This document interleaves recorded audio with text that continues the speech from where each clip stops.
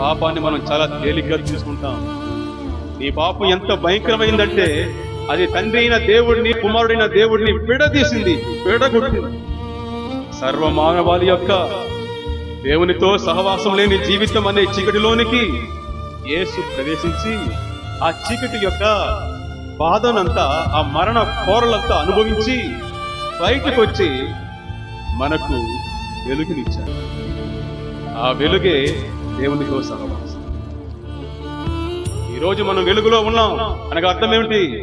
దేవునితో మంచి సహవాసంలో ఉన్నాం.